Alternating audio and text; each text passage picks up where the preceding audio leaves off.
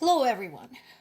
Russia's invasion of Ukraine continues to refuse to stay limited to a specific area because that would be so convenient because then everybody could just forget about it. Unfortunately, that is not happening as predicted. Moldova is now under a state of emergency because of a Russian attack that had cut one of its major power lines. So, what is going on? Moldova imports electricity from its next door neighbor, Romania, who is a member of the European Union. And what it looks like is that during an attack on Ukraine, which is Moldova's neighbor on the other side, actually three sides, the power line that feeds Moldova has been damaged. And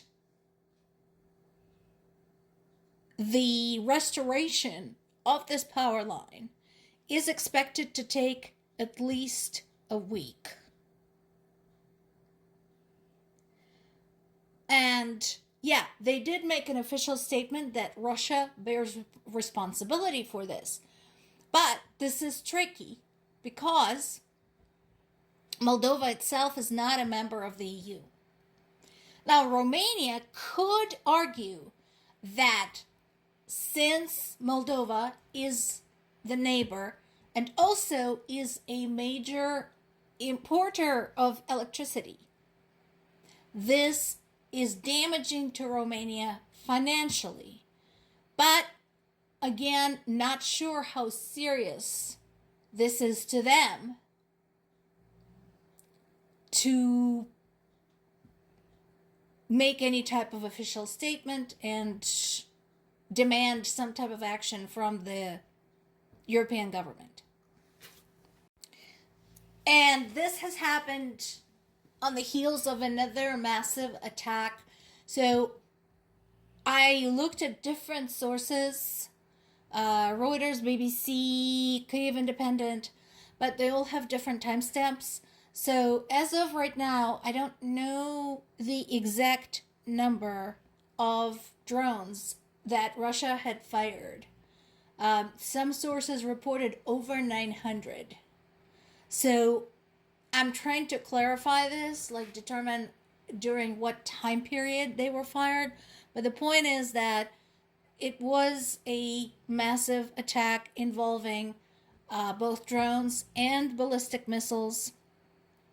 There are confirmations now about the damage to the historic 17th century church in Lviv, which, as I mentioned yesterday, is a UNESCO historic site. And again, this is where I agree with Zelensky, because not only does it indicate absolute depravity, it also indicates absolute levels of hypocrisy. Because one of the reasons cited by a lot of Russians, including members of the Russian government, for this war is the salvation of the Christian faith. They're basically saying that Ukraine has become a slave to the West, and so it has become godless. And we must save them from themselves, even though nobody asked them.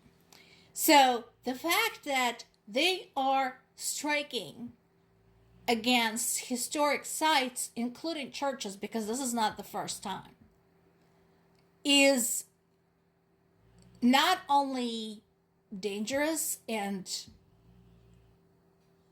reckless and disrespectful, it is also supremely hypocritical.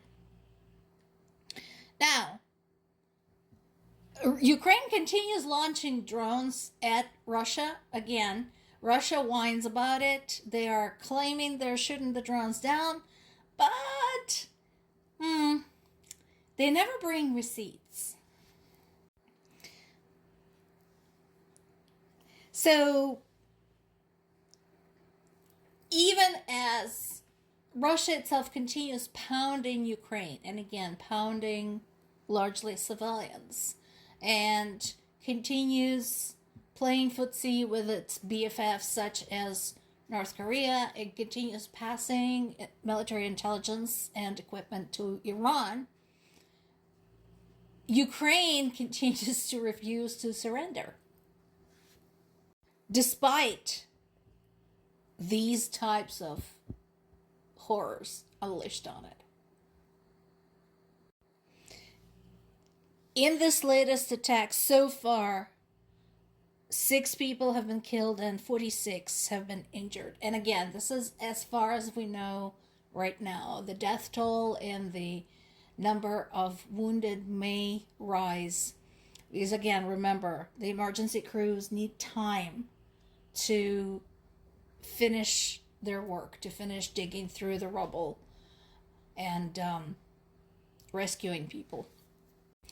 In another act of incredible cruelty, which I'm sure fits in somewhere there within the definition of genocide, Russia is planning to ban the elderly, anyone over 60 years old, in the occupied Ukraine from receiving calls from their loved ones who are in the unoccupied parts of Ukraine or anywhere else abroad. Now remember, these people, the ones that are stuck in the occupied areas, can't get out. They have nowhere to go. Or rather, their choices are either to go to Russia, and who wants that, or to go toward where the military action is. There's a front line between them and the rest of the world. So they literally cannot safely get out. And now Russia wants to basically sever any ties they have.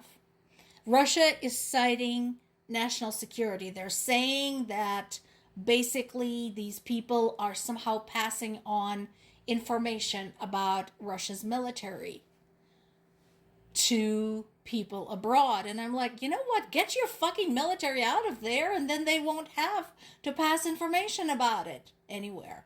There, problem solved. But that is not the first, nor I'm sure the last, unfortunately, human rights violation.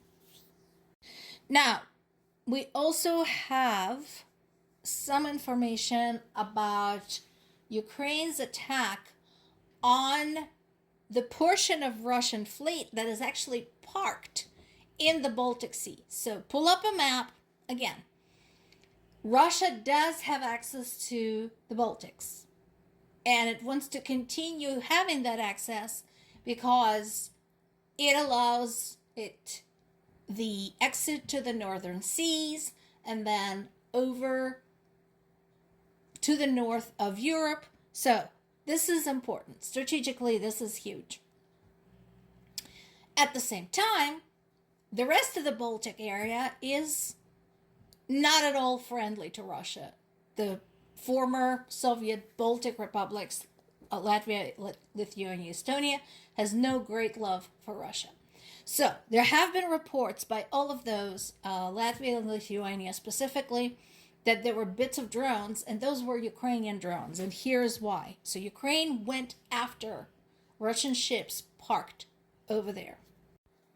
Now, we're still looking for additional information for confirmation of this, but allegedly they'd struck one of patrol icebreakers. That's one of the big ships that are specifically equipped to sail through the ice because it's so far north.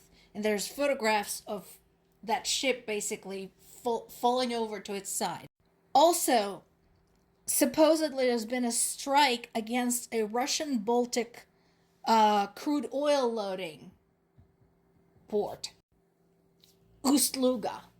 And these are the photos we're getting from the ground. They almost look fake, but there are additional photos and satellite imagery to support this. More to come.